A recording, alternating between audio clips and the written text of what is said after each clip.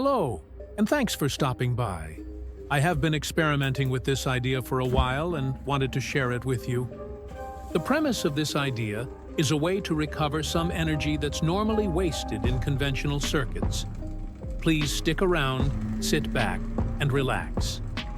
This Bedini circuit is the standard for reclaiming energy that would normally be wasted. It stores energy in an inductor's magnetic field, and when the circuit is switched off, the collapsing field generates an energy spike. This spike is directed through a diode into a recovery load, in this case, a 12-volt LED with a smoothing capacitor. So normally, this is about all the recovery you usually get. Here, you can see the load lighting up. Now I would like to show you a way to squeeze out some additional wasted energy. But first, if you like this new slower presentation, please leave a comment and give me a like. What you're looking at here is a cheap and easy-to-solder boost setup.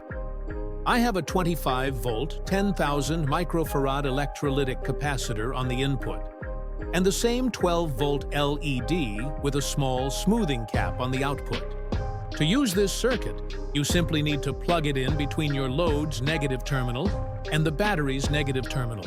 When a transistor turns on, there is a potential difference between your emitter and ground. Normally, this potential is shorted straight to the battery's negative terminal. If you place a capacitor in between, then the capacitor will charge to the battery's positive voltage, and the circuit will stall. However, if you pull a load tuned to keep the capacitor at 2 volts or less, that's when the magic happens. It acts as a negative resistance, and the input power goes down while you're pulling more power out. Keep watching, and I'll show you a demonstration. Here you can see I'm lighting the light off the standard Bedini output.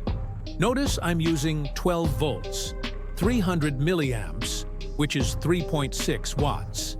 And now, while lighting up 2 identical lights on 2.8 watts. Let me show you another angle. Notice the bottom watt reading before and after I add the Scavenger circuit.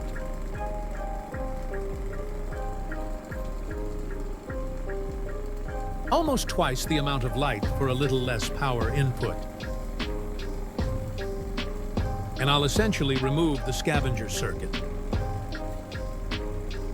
The voltage on the cap is 1.8 volts. This is the ideal range for tuning the load. Watch what happens when I untune the load. The cap voltage rises, and you can hear the motor slow down. The resistance rises to the point where the amperage is restricted to 15 milliamps. If I tune the boost circuit to draw more power to pull and keep the cap voltage below 2 volts, notice how my amperage returns. This is just a small-scale version with a tiny boost circuit. Theoretically, on a 24 or 48-volt system, you could scale up to a higher wattage boost converter to run off 12 volts and get more noticeable power out.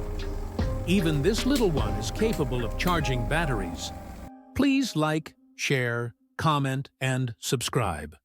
This was just a video I was way behind in making. You wouldn't believe what I've got coming next.